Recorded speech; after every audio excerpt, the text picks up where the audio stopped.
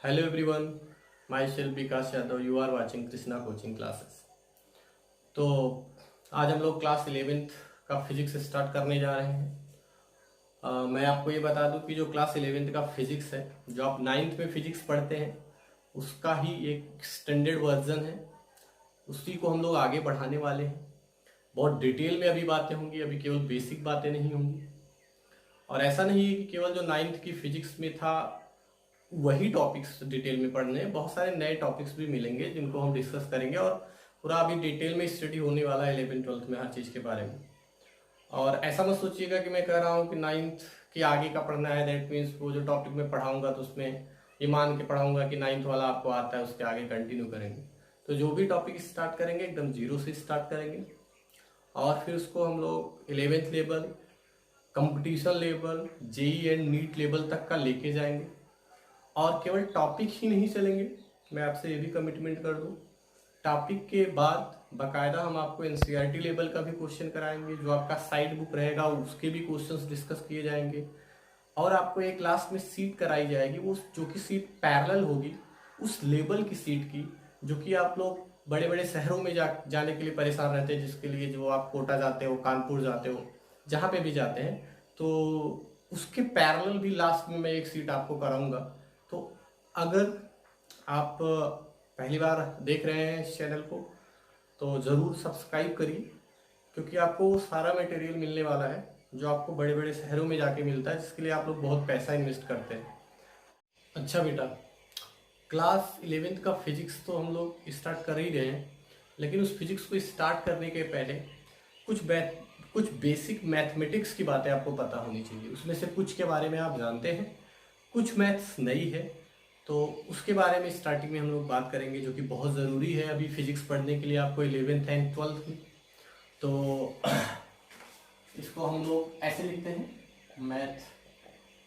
Mathematics tools for physics. अब इसमें कौन कौन से टॉपिक हैं जो हमारे लिए अभी फिलहाल फिजिक्स में ज़रूरी है। हालांकि डिटेल में मैथ में सब आप पढ़े हैं या पढ़ेंगे, लेकिन बेसिक सबका आना चाहिए। तो अलजेब्रा हो गया। अच्छा, अलजेब्रा ठीक ठाक आपको आता है पहले से। सेकंड जो हम लोग पढ़ेंगे अलजेब्रा के बाद, वो आपका मेंशुरेशन है। मेंशुरेशन ये भी आप पढ़े हुए हैं। थर्ड ट्रिग्नोमेट्री, ये भी आप पढ़े हैं 10th में, बेसिक इसका भी आपको पता है। फोर्थ जो है कैलकुलस है, ये आपके लिए नया है। और कैलकुलस को दो पार्ट में हमको पढ़ना है।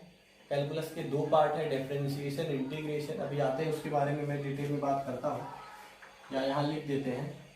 तो इसका जो पहला पार्ट होगा वो होगा आपका डिफरेंशिएशन।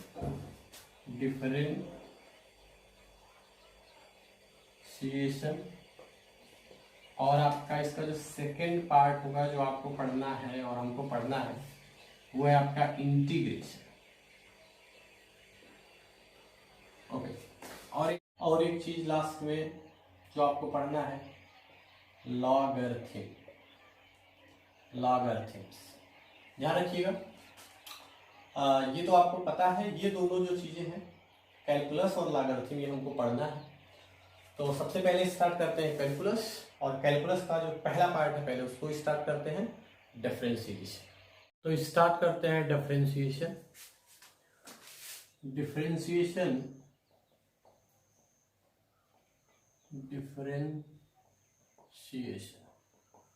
तो डिफरेंशिएशन हम लोग डिफरेंशिएशन को फिजिक्स में क्यों पढ़ते हैं, तो ध्यान रखिएगा। इसका रीजन ये है कि it measures rate of change. मैंने एक सिंपल सी लाइन लिखी है, it measures rate of change. तो अगर इसको हम लोग रीड करें, दो इंपॉर्टेंट वर्ड्स इसमें दिख रहे हैं आपको, एक तो रेट, एक तो चेंज। चेंज क्या है पहले उसके बारे में बात कर लेते हैं। चेंज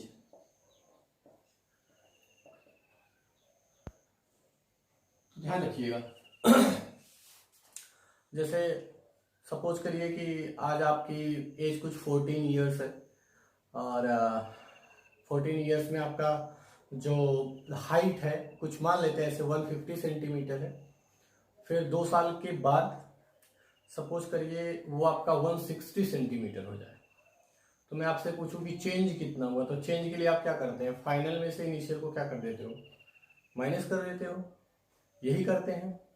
और टाइम भी पता चल जाएगा आपका कि उस समय आप जितने साल के होंगे, पहले जितने साल के रहे होंगे माइनस कर देंगे तो ये पता चल जाएगा कि कितने साल में वो चेंज आपके अंदर आया हुआ है। तो चेंज को नॉर्मली रिप्रेजेंट जो मैथमेटिक्स में करते हैं हम लोग डेल्टा से रिप्रेजेंट करते हैं। जैसे मैं अगर कहीं डेल्टा एक्स लिखता हूं तो आपके दिमाग में आता है change in x, change in x, ये आपके दिमाग में आता है। अब हम लोग एक नया ऑपरेटर पढ़ने वाले हैं dx, तो मैं जब dx लिखूंगा तो आपके दिमाग में यही आएगा, चेंज इन एक्स ही आएगा। लेकिन ये जो चेंज इन एक्स था ये एक तरीके का बड़ा चेंज होता है, बिग चेंज, और ये वाला जो एक्स में चेंज हो रहा है बहुत छोटा चेंज होता है, very small change, very small change. ये आपको ध्यान देना है, इन दोनों में ये फर्क है, ये बेसिक डिफरेंस। अच्छा, आगे जैसे यहाँ पे मान लीजिए हमने x में चेंज लिखा, ऐसे मैं कहीं डेल्टा y लिख दूं तो डेल्टा y को आप क्या बोलोगे, चेंज इन y, और मैं dy लिख दूं तो इसको भी आप क्या बोलेंगे, चेंज इन y। फर्क क्या है, दिस इज बिग चेंज,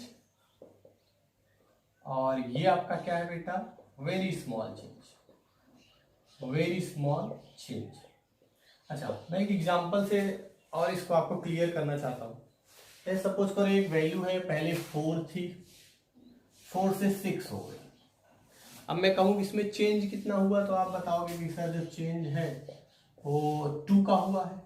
तो ये कोई छोटा चेंज नहीं है, ये बड़ा चेंज है। अगर मैं कहूँ कि कोई वैल्यू 1 से 2 हो गई तो आप कहोगे सर चेंज इसमें जो हो रहा है 2 में से 1 जाएगा तो 1 का हो रहा है, this is also a big change. लेकिन अगर कहीं ऐसा हो जाए कि कोई क्वांटिटी है 0.000001 से यहां से, और चेंज हो गई है 0.00002 तक, अब मैं आपसे पूछूं कि ये कैसा चेंज है, अब आप कहेंगे कि सर ये बहुत छोटा चेंज है, अगर इसमें से आप इसको माइनस करेंगे तो बहुत छोटा वैल्यू कुछ निकल के आएगा। तो आपको समझ में आना चाहिए कि ये big change and small change का मतलब क्या है, वो चेंजेस किस लेवल तक के हो सकते हैं। अच्छा, ये तो बात हो गई चेंज की, लेकिन जो हमको डेफिनेशन में हमने जो लिखा है वो रेट ऑफ चेंज है, रेट ऑफ चेंज है।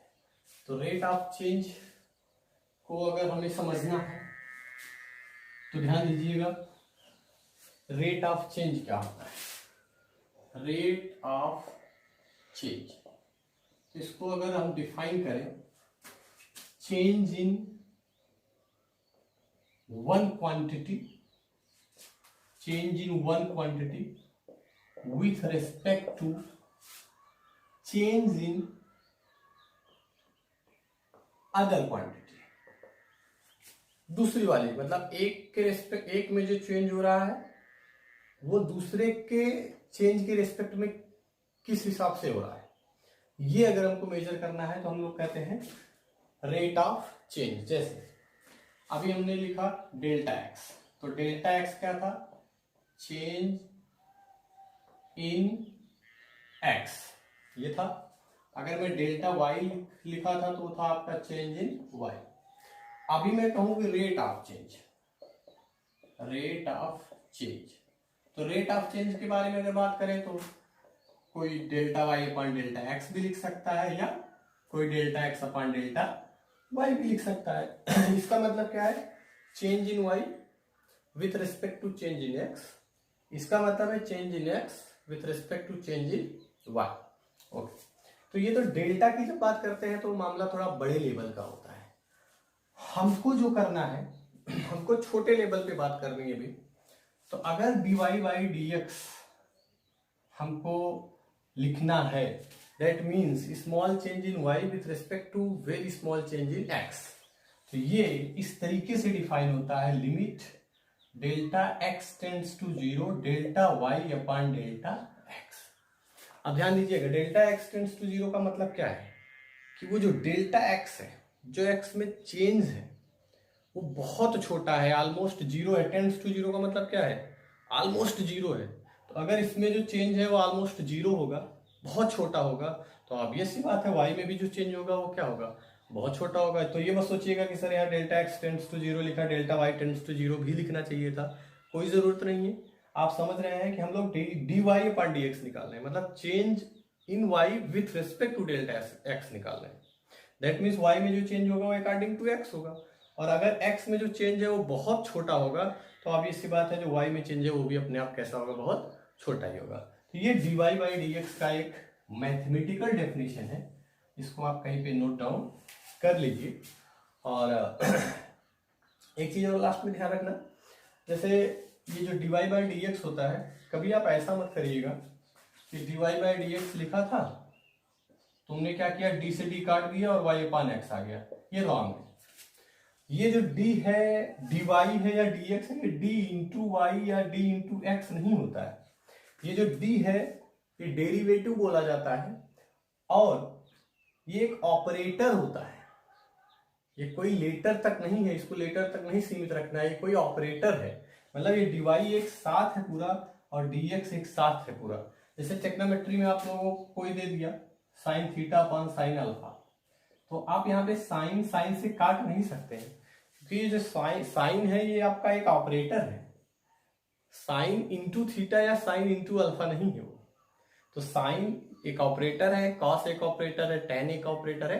ऐसे ही जो डी है बेटा, अब ये आपका एक ऑपरेटर है, ये केवल लेटर नहीं है। तो इस चीज का ध्यान रखिएगा, कई बच्चे ये डी से काट दिया करते हैं, तो इसका आप ध्यान रखिएगा।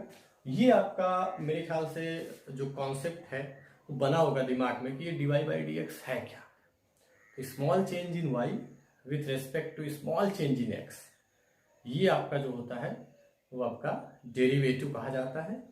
और लास्ट में आप अपने कॉपी में इसका एक बेसिक डेफिनेशन नोट डाउन कर लीजिए, फिजिक्स के हिसाब से जो ज़्यादा सुटेबल है।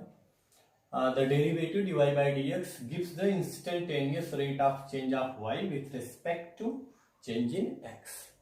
दैट मीन्स अभी यहाँ डेल्टा x टेंड्स टू 0 को मैं कह रहा था कि बहुत स्मॉल चेंज है, तो ये बहुत स्मॉल चेंज होने का मतलब यहाँ पे क्या है, ऑलमोस्ट जीरो है। दैट मीन्स किसी पर्टिकुलर टाइम के बारे में आप बात कर रहे हैं, मतलब इंस्टेंटेनियस रेट, इंस्टेंटेनियस रेट, किसी पर्टिकुलर क्षण में जो आपको वो चेंज दिखता है उसी को हम लोग क्या कहते हैं, dy बाई dx।